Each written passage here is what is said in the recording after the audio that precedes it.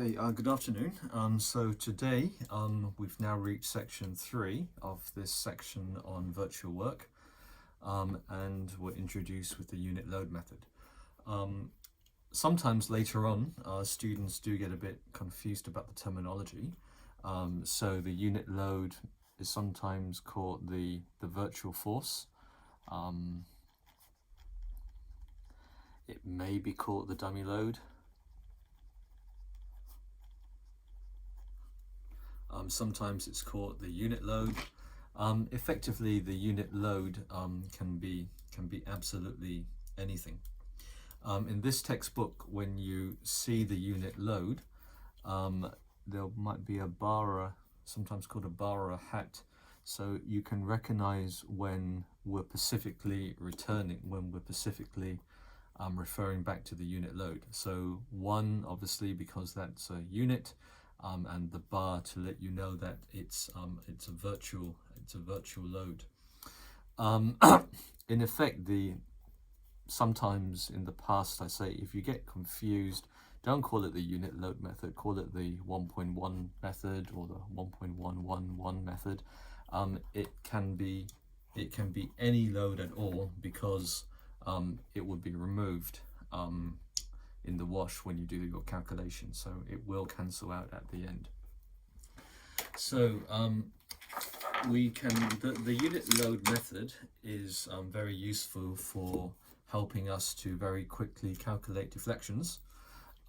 So what we do is that, say I've got a cantilever and I want to stick a load on at the end, and so a load P, and I want to know what the deflection is. So I've stuck my load P on and I want to know what my deflection is after I've stuck the load on. So what you do in the mathematics is that you get your unit load, or the weight of a pig, of Peppa Pig, or it can be anything that you want, and then you stick that on at the end of your beam. Then you could, so when you stick this on, there's going to be a reaction here, there's going to be a reaction moment at the end here, and there's going to be a bending moment diagram as a result of the unit load, or the virtual load, or the dummy load, or the Peppa Pig load that's been stuck at the end. Now we stick it at the end because you stick it at the position where you want to know your deflection. So if you wanted to know your deflection in the middle, you would stick your unit load in the middle. And if you stuck it in the middle, of course, the bending moment diagram would be like that. So this bit here wouldn't have any moment. So wherever you want to know your wherever you want to know your deflection, that's the position where you will stick your unit load on. So you could stick your unit load on there. You could, if you wanted to, stick the unit load on that side, and it goes upwards, because the unit load would then be going in that direction. So whatever deflection that we calculate using this method, because we're equating work, whatever deflection that we calculate goes in the direction of the unit load. So you can try this yourself later on. You can stick your unit load downwards here, get the bending moment diagram, or you can stick your unit load on here, and this way here, so the unit load will then act in that direction there, and then your bending moment diagram is of course reversed. And you do your calculations, and whatever comes out at the end, that would be in the direction of the load. So if it came out as a negative number, that would be in the opposite direction to the load. So here we've got, we want to know the effect of applying a force at the end here, and we want to be able to measure that or calculate an equation for the deflection at the end. So we could say to ourselves, hey, I think my deflection under that load is going to be downwards, so I'll stick my unit load, or whatever, I'll stick it acting in the downward direction. Now what we then say is that we want to know what our deflection is under a load P. So to this system here, we apply a load P. Okay, so we've applied a load P to this system here. This system is in equilibrium at the moment.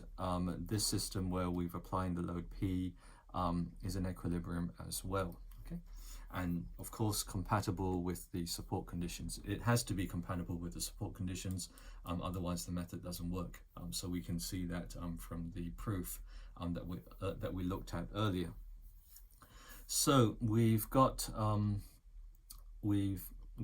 unit load acting on the end there, and then we apply to that unit load our load P, and then we can see that Peppa Pig, the virtual force, the dummy load, the unit load 1.111, whatever you want to call it, has done some work as a result of that load P being applied.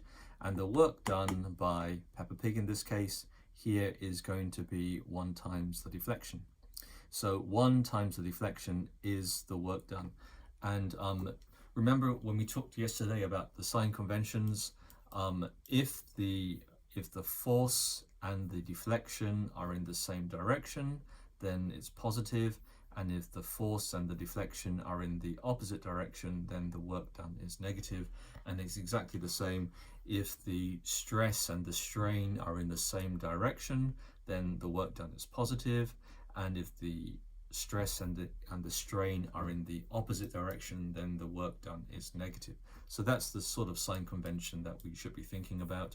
But I would say maybe you should be using a bit of intuition instead, and just say, hey, I'm confident that my load is going to be acting downwards, so I know whatever I'm going to be calculating is going to be positive in the downward direction. So we've got the virtual system here with the so you could sort of think of that as that bit there. Okay, so you could sort of think about it as being that bit there. So the bars would be the bending moment as a result of the virtual load, and then you're applying your load P, which causes an additional bending moment. So work is being done. So one of these represents strain and one of them represents stress. Okay, and stress and strain are of course related by the Young's modulus. So so we've got a bending moment diagram from the unit load, the virtual force, the dummy load, positioned at the position where we want our deflection to be calculated, and then on top of this we then apply the actual P from which we're trying to work out the equation, so the P there. And so some work's been done, and some internal work has been done, and this is the internal work that's been done, the integral of the 2 bending moment diagrams. The external work that's been done is this. The external virtual work that's been done is the unit load, the dummy force 1.11, the thing with the bar on top, something in the virtual world, and that one has now moved a distance delta, so it's done some work. So we've got external virtual work and we've got internal virtual work, and we can equate them. So let's move on. So in this example here, they're just talking generally about a simply supported beam. So M bar is the bending moment diagram produced by the unit dummy virtual force, and Mx is the bending moment provided by the external loads. So in the case of the cantilever, this is the bending moment caused by the load P. Note that for calculating internal virtual work above, we only consider bending moment in the plane of the beam, as in this case other internal forces are nil or have negligible effect. Because of this, 2 virtual works need to be equal. So we've got our delta, so we've equated these 2 sides here obviously, and then we can work out our deflection. So our deflection is very simply the integral over the volume, because L and dx of the 2 bending moment diagrams, and if the second moment of error is constant, then it just becomes over EI. So this works for a cantilever, works for a beam. it also works for a rotation. So later on in this course, we'll be applying a unit rotation, and then the unit rotation is 1 bar. Anything with the bar is the virtual force, the virtual moment, the dummy moment in this case, or the dummy rotation. Anything with the bar, and then it's exactly the same on that side. The two integrals of the bending moments. So where m bar is the bending moment diagram produced by the unit dummy virtual moment, or in the case of the cantilever, the force. So anything with the bar is the virtual one. Okay, and so I always get questions about students getting confused with unit load. For example, if we have a cantilever and I say calculate the deflection with 1 kilonewton at the end, and then they always get confused about why that's 1, why that's the unit load. So I would say, okay, if you're confused, you want your deflection there, instead of applying 1 kilonewton for your unit load there, apply 1.1, which obviously makes the calculation a bit more tedious. But the same deflection at the end would come out of the equation. So don't get confused about the fact that this is unity. So let's move on. Okay. Now we come to the graphical integration of function products. So when we calculate, when we do our exam questions, when we do our questions to work out our deflections, we're going to need a way in which to quickly do the integral. Now, in the case of this one here, what you could do is you could set your axis like that. So then that becomes the x-axis, and then that becomes the x-axis. The alternative, of course, would be to put your axis here and then define that function there, or you could just want to be very annoying to yourself and you could start the axis anywhere outside. So part of the trick is always to use convenient notation. So if you get a bit confused by that, you could say to yourself, okay, this cantilever is going to be exactly the same under my load P, and then so the deflection of that one is going to be exactly the same as your deflection of that one there. They're just mirror images of each other. So when you stick your dummy load on 1 bar, okay, so you get your 1 bar, and then we get the bending moment diagram, which we can see there, and then this is L here. So this thing here is 1 times L. Okay, and then this one here, the bending moment diagram of this one here would look something like that, and then P times L would be the gradient. So if you stuck your axis starting like that, then the equation of that is obviously going to be P times X, yeah? And then the equation of this one here, I'm sorry, didn't put the hat on, is going to be 1 bar times X. So you can move your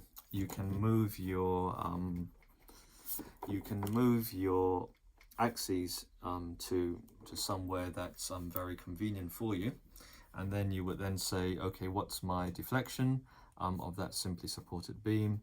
And then you would say, okay, my deflection delta is going to be equal to 1 over EI times the integral of dx from 0 to L, and in this case here is just going to be px multiplied by x squared. Okay, so you could work that out, and then your deflection then becomes P over EI x cubed over, sorry, when you put the limits in, that would be L cubed over 3, okay?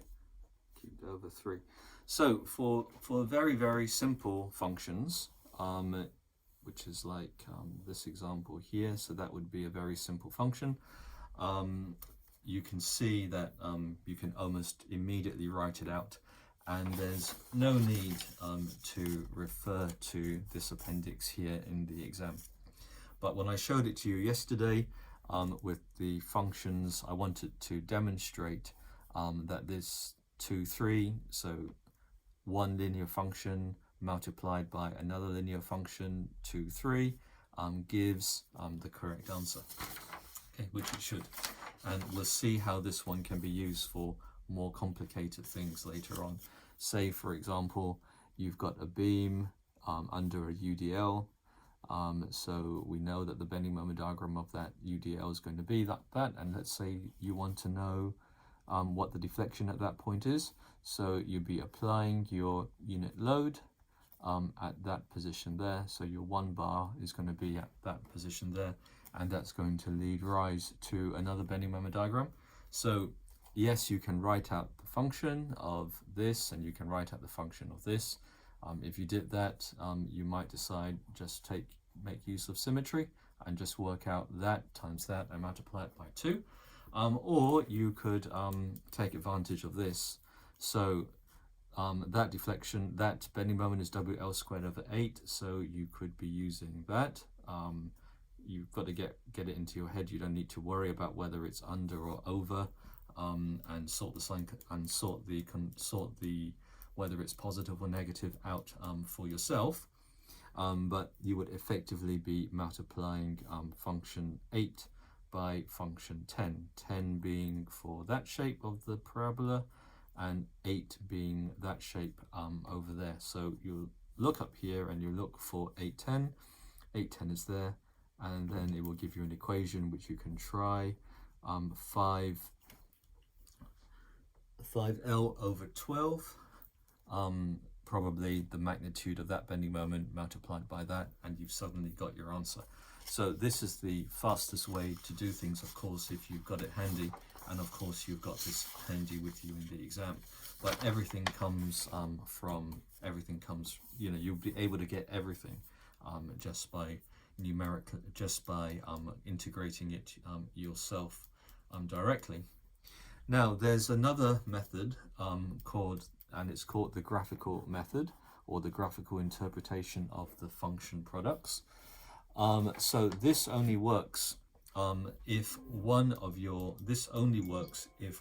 functions is linear. So we can see in this case here the unit load one is linear, of course. So it only works if one of your functions is linear. So for example, let's change this one here, and then let's say that one now becomes a UDL. Okay. So then if we draw the bending moment diagram of the UDL, the bending moment diagram is going to be like that one there. So you've got this bending moment multiplied by that bending moment, integrate over the volume, or integrate from 0 to L dx, and then divide that by EI, and then that will give you the magnitude of the deflection at the end of the cantilever. So we can see in most cases you've got a linear function, because the unit load is going to give rise to a unit function. So if it's a unit load multiplied, if it's a linear function, and if that linear function is multiplied by another function, which doesn't have to be linear, then we can take use of this method, which is known as the graphical integration of function products. So M bar results in something that's linear. So the very efficient way of doing the integral is if you've got one function f of x multiplied by one function g of x, and g of x is a linear function like that,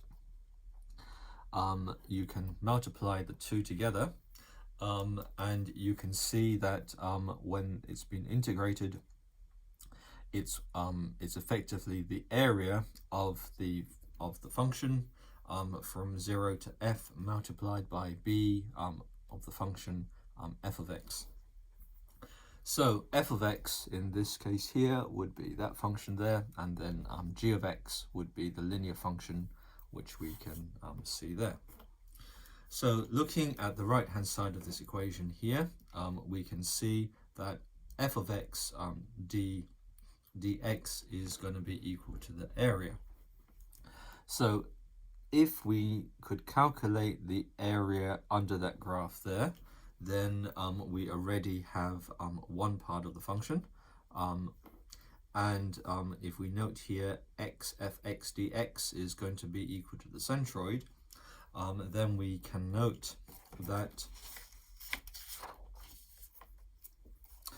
a of f is the area under the plot, SF is the first moment of error with respect to the axis, and then this would work out the centroid of that area, and it can be expressed as follows.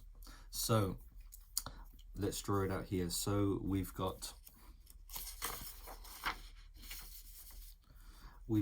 the g of x function, which from the unit load is going to be a linear function, which is fine. So that's the g of x portion, and then we've got this portion here, which is going to be your f of x portion, and this portion is going to be like that. Yeah. Sorry. Okay.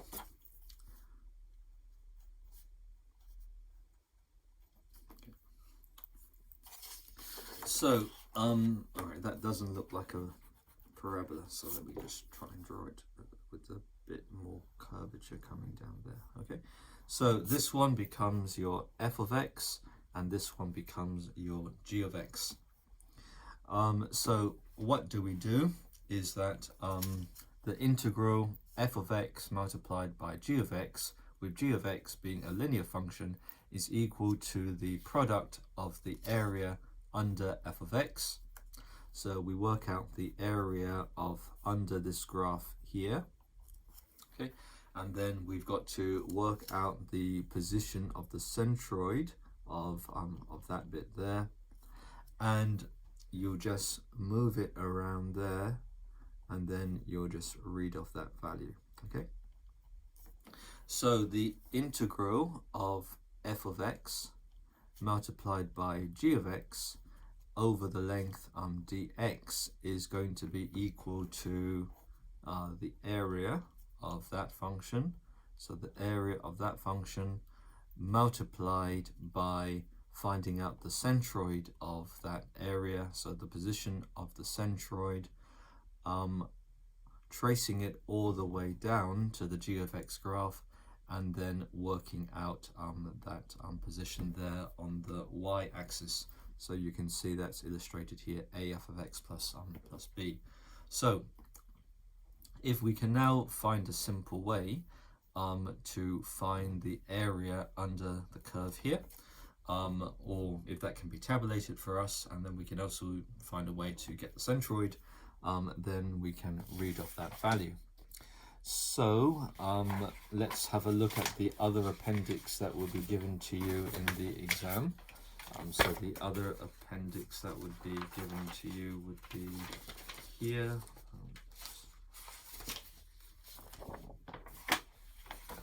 So this would be the other appendix that would be given to you here. So you can see which side of the curve we want to be on. Are we interested in what's known as the fat area, or are we interested in the thin area? So according to this, so we can look at that, and it looks like we're interested in the thinner area. Okay, so we're interested in that portion there. So you might say, hey, that's not the same as that, but you just have to mentally flip it around in your head. So that area is then going to be one of these three. So the first of these three is if that was a straight line. So if n equals 1. So we can look up here and we can say hxl to the power of n. So if n is equal to 1, then that's a straight line. So if for the case of n equals 1, it would be a straight line. And then you look here, n equals 1 for the straight line, and that tells you what you already know, that the centroid of the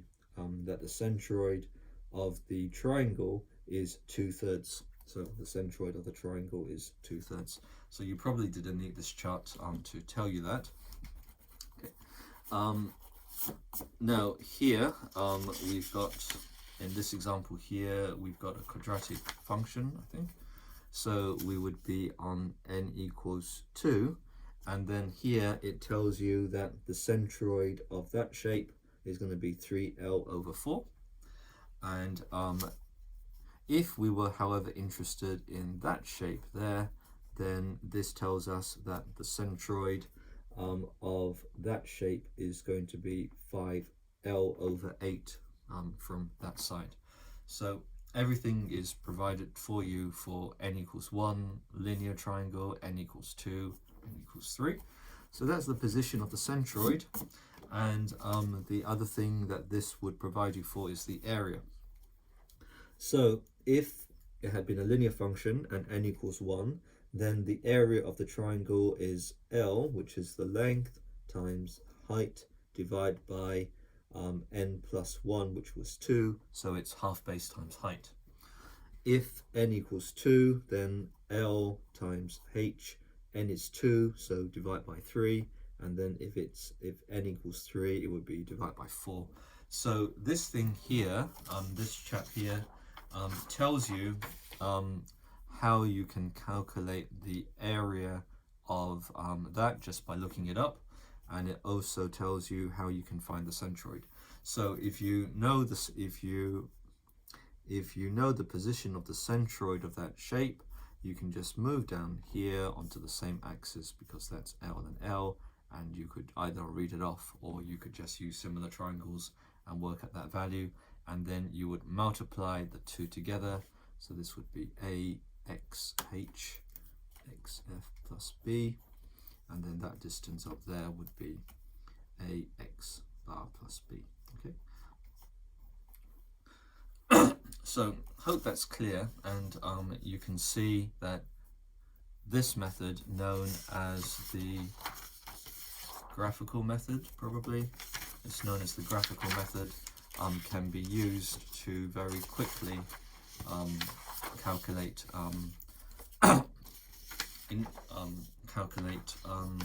lost a page somewhere, can be used to calculate the products of integrals. So you've got basically three methods. One of them, work out the functions, multiply the two together and integrate numerically. Number two, use the graphical method of integration, which would be provided to you in the exam. And method three would be to make use of this. So any of those three should give you exactly the same answer. And we'll be doing loads of practice. Okay. So let's move on. So compute the integral of x squared x minus 1 dx using the graphical method.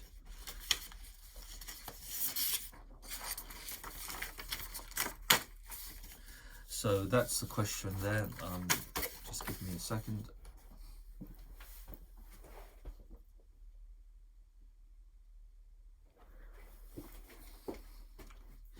So if you now go onto the Dropbox, sometimes I don't explain things very clearly, sometimes I do. It's just one of those things.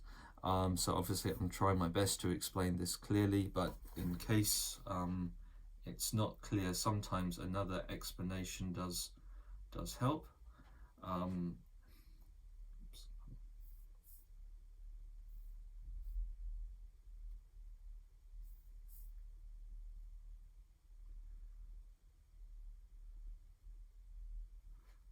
So if we go into the Dropbox for which has been given to you, of course I've already stuck up yesterday's lecture recordings in high definition there, which I hope is clearer than before. And and if you scroll down here to the virtual work bit, and then you scroll here to the in-class questions, and then this is question number 2. Firstly, this solution here, the type solution by John Butterworth, that is in the Dropbox for you already. So you can see that the John Butterworth type solution is there. And one of the TAs, Puya in this case here, he's created a video tutorial that would explain this solution as well. So just another person explaining it other than me. And then if you click here, if you don't want to look at if you don't want to watch Puya's video tutorial, then you can see Puya's written out solution. So that's available for you in the Dropbox.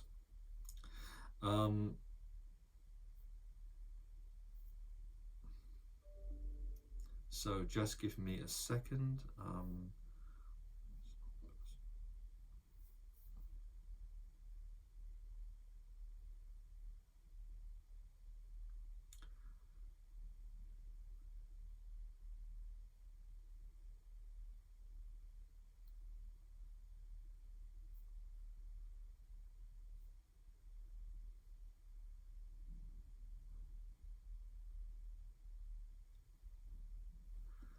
Okay, so it says compute 2x minus x plus 1 dx using the graphical method of integration.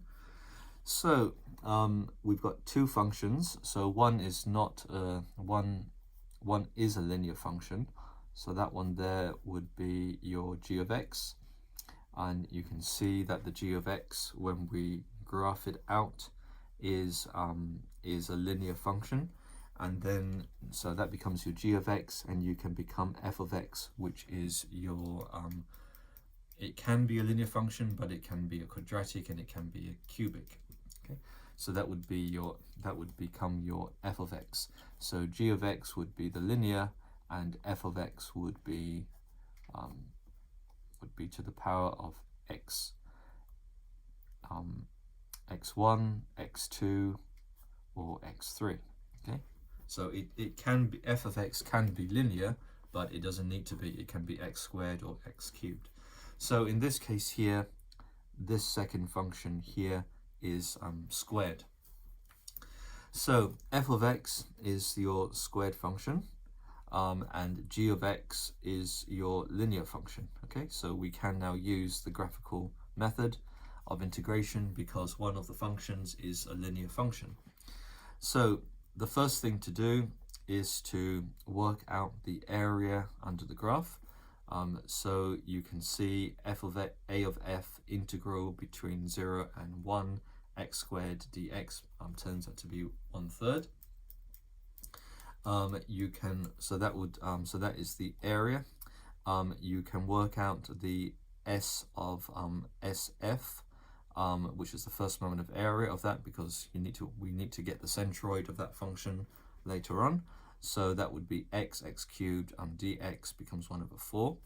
And then from there we've got the first moment of area divided by the area itself, and that will give you 3/4. So because we're integrating from 0 to 1, and in our cases we're normally integrating from 0 to L, but because it's 0 to 1, then we know that 3/4 is the position of the centroid. G of x at 3/4, so we now have that position there, and we can read it off and just stick it there, and we get 1/4. Therefore the integral is f of x times g of x is going to be equal to the area under f multiplied by g at the position of the centroid of f of x. So sorry about that, but that's probably a better way to express that here. So g would be g x bar f. Okay, so g x bar f would be a better way of showing that position there. So to facilitate calculations, Appendix 2 provides formulas for areas under polynomial curves and their centroids. and Appendix 3, ready formulas for integrals of stuff that as engineers, structural engineers, we're interested in. The following examples explain the unit load. Okay. So you can now apply, you can now apply the graphical integration method, and you can see using the table how you can calculate the area under there and how you can work at the centroid and basically get that value and that value. So I won't go through that here, but I'm pretty sure on Puyal's video he does go through it. So if you need it, it's there for you. So let's move on.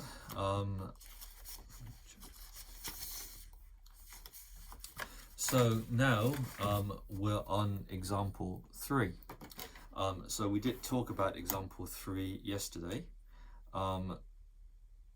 So let's go to example 3. So again, in the Dropbox, this time you can see the type solution by John Butterworth. So we'll have a look at the type solution, which is here. Okay, so that is the type solution. Then here we've got a handwritten solution. So we've got a handwritten solution which some of you may like to look at, and then we've got my old LiveScribe solution, which talks the way how this one is solved. Okay. So you've got three solutions, and then we've got another. The TA Zoe has created a video, and so the video which I'm downloading at the moment. In the video, she would be going through with a voice narrative of how all of the numbers have been calculated. So some of you may like to look at that one, may like to look at the LiveScribe videos, or the other one. I would choose here to look at the John Butterworth solution. And if the John Butterworth solution is enough, that's great. There's no need for you to go any further. So let's have a look at John's solution. Find the vertical and horizontal deflections of the rightmost joint for the truss shown in figure 13. So the way we do it is that we would say we're trying to find out the vertical deflection of this truss here. So this truss is going to be on an exaggerated scale. It's going to be moving down like that, and it's going to have a deflection there, and not drawn it very clearly, and it's going to have a horizontal. It's going to have a horizontal deflection there. Okay, so the point, this bit is going to move down, and it's probably also going to move to the left. So it's asking for the vertical deflection. Maybe I'll call that delta V, and maybe I'll call that delta maybe I'll call that delta H.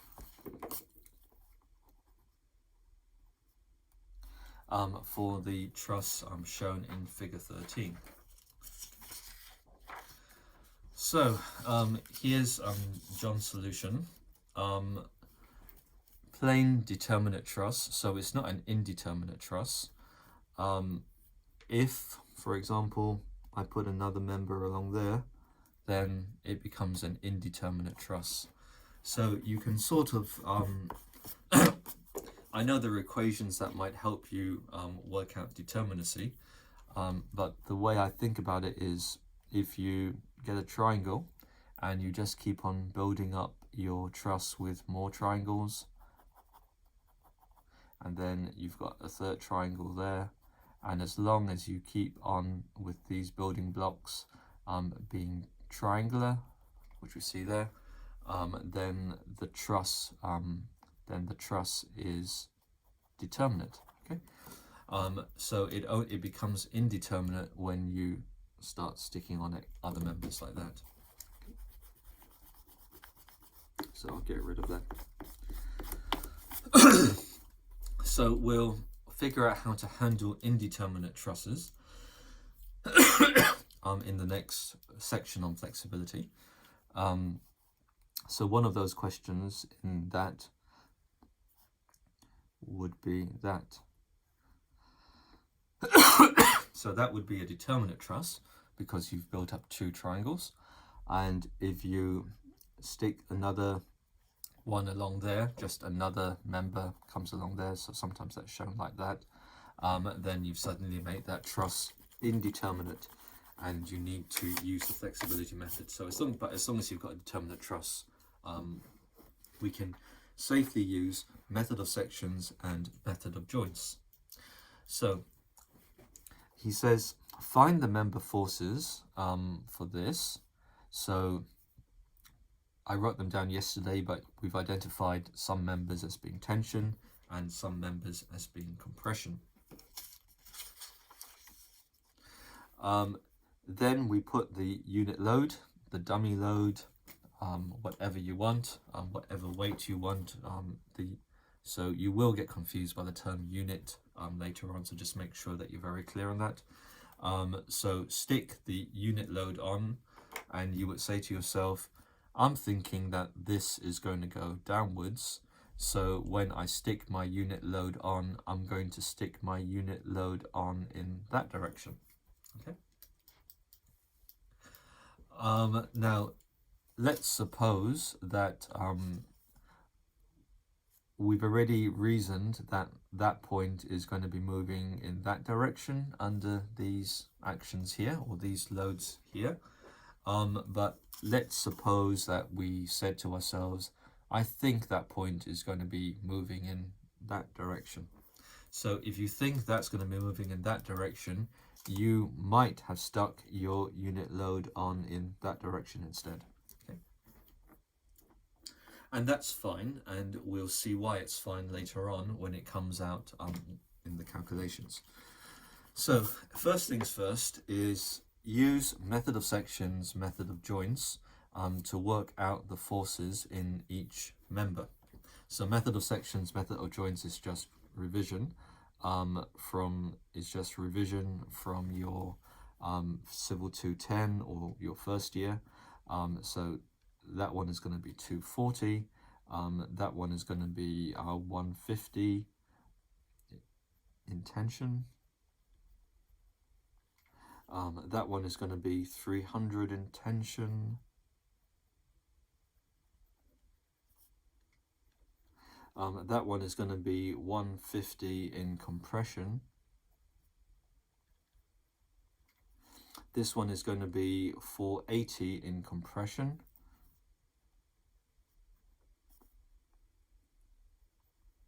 And then this one here is going to be 120 in compression. So I've just shown you how to transcribe the values over if you wanted to.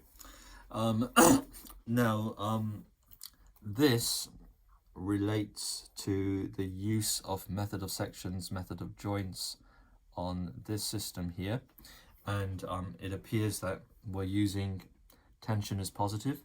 So anything that you see in tension is positive, and anything that you see in compression is negative. So that's just for the tabulation. So we're tabulating everything in tension and everything in compression being negative. Now you repeat exactly the same process, but you repeat it for this case here. So we stick the unit load, the dummy load, the virtual load on, and it has to be compatible with the same support conditions. That's one of the, in order for this to work, it has to be compatible with the same support conditions. And so this case here, we stick the dummy load on 1 bar here. Okay. So in this case here, we get member 1 is going to be in tension, so 2.67.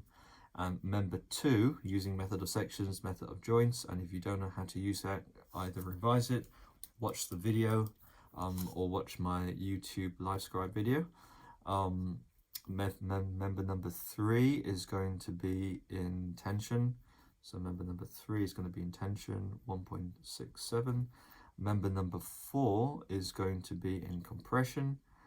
So we'll show the compression value as 1.67 again. Member number 5 is going to be in compression, and member number 6 is going to be in compression by 1.33. Okay, so in the table, tension is shown as positive. Now we're actually applying we're actually multiplying the stresses by the strains, and work done is positive if the stress multiplied by the strains both work in the same direction. So if two things here are in the same direction, then it's positive, and if two things here are in different directions, then it's negative. Okay. So you can see tension, tension, so work done is positive. Tension, tension, work done is positive. Tension, tension, work done is positive. Compression, compression, work done is positive because the stresses and the strains are in the same direction. Obviously, we're working in terms of forces, and then you can convert the force into a stress. So we could say compression, compression, so work done is positive. Okay, I'm just saying, going back to the maths, that the math starts with stresses multiplied by strains. Okay, but of course stresses and strains are related. So compression, compression, or negative, negative, negative times negative is positive.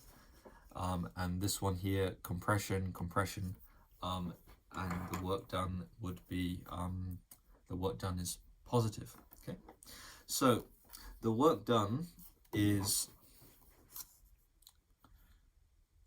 this value, the length, multiplied by this, multiplied by that, and we can see here the work done for each member has been tabulated. And then the work done, to calculate the work done, or the internal work done, you divide by EA. So EA is given there. And it says that the answer, when you've done that, the answer turns out to be positive. Okay. So I did get a question one year. Some students said this doesn't make dimensional sense, and that's because the external work done by whatever, one bar or by that, it's really that divide by 1 bar. Okay, and then so if you did that, then dimensionally it will come out correct. So if you're worried about the dimensions, that's the explanation why, because you've got external virtual work, this multiplied by the deflection that we're trying to calculate is going to be equal to these all being multiplied by the length and then divide by EA. Okay, so that's come out as being down, and why we say it's down is because the unit load that we've applied is down. Okay, now what happens, so whatever number that comes out, it's positive in the direction that you're assuming your unit load has been applied. So what happens now? Let's get the horizontal one. So we get this again, the same thing, not drawn particularly well, and this time I'm applying a horizontal force at the tip, and I'm choosing to put it in that direction, so my 1 bar becomes here. So if I stick one there, the force is all going to, method of sections, method of joints, or just some common sense maybe, which say that everything is going to go through here. All right, so everything is going to go through here. So you've applied that in, you're pulling that one away from there. So that tells you that this member here, so that's your note there, we would show this force is in equilibrium with that. and then on the other side, so we'll show that as 1, and then here it would be exactly the same, so that would be in tension. Okay, so again 1. Now let's have a look at the original one. So we're saying that our load, when we apply the horizontal load in that direction, that member there is in compression under that system, and this member here is under compression. So John Butterworth has applied the load in the wrong direction, just to show you how this works out mathematically. Okay, so this column doesn't change because it's from there. This column doesn't change, and we know that these members all carry 0 force because all of the load goes through here. So effectively, if you were only worried about the horizontal deflection, you don't have to tabulate members 1 to 4. You can just work out what the forces are in members 5 and 6. So here we've got M, which is 480 in compression. Remember, that's compression. And then here we've got 1 tension. So compression multiplied by tension is negative. So that's where you can see the negative sign there. And compression multiplied by tension, or stress, your stress and your stress and your virtual strain, your virtual stress and your strain are in the opposite direction, so the number comes out as negative. So you add these two and you get a negative answer, and then you divide that by EA, of course, and then you divide that by 1 bar to be correct, and your answer will turn out to be 0.018. So that tells you, because you've applied your unit force in that direction and the answer has come out negative, that tells you that your deflection has not gone to in that sign, it's gone in that sign. So we'll just alter that, and that tells you that the answer is 0.018 horizontal deflection, and it's moved to the left. Okay, because the sign turned out to be negative. So going back where we were before, where I drew out, we can see if this whole thing is coming round, that this point indeed must be moving to the left, and because we stuck the unit load going to the right, the answer became negative, and so the deflection is, as we guessed, to the left. So that deals with example number 3. So I think I'll stop here for today, and tomorrow we will look at example number 4. Again, I'll look at it through the John Butterworth solution, but there are my LifeScribe video solutions. I'm going through method of sections, method of joints, as well as the video created by the TAs. I'm just hunting for the exam paper, so sorry for this. Last year's exam paper, of course. But I think what we've already covered is enough for you to be able to calculate the answer for question 3A. Okay, so we've already covered enough for you to be able to answer that question if you wanted to give that a go. Right. From last year's exam. Okay, so talk to you tomorrow.